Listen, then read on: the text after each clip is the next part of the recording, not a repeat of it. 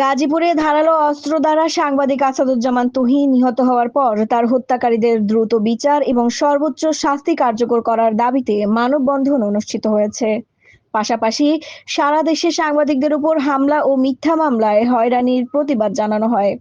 আজ বুধবার সকাল 11টায় গাজীপুরের ব্যস্ততম চান্দনা চৌরাস্তা এলাকায় এই মানববন্ধনের আয়োজন করে কোনাবাড়ী থানা প্রেস ক্লাব, গাজীপুর জেলা রিপোর্টার্স ইউনিটি ও গাজীপুর সেন্ট্রাল প্রেস ক্লাব।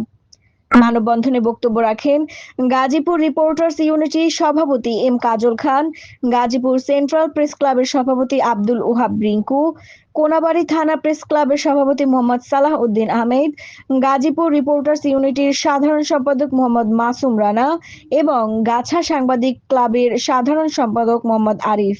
এছাড়া বিভিন্ন সাংবাদিক সংগঠনের নেতৃবৃন্দ বক্তব্য রাখেন।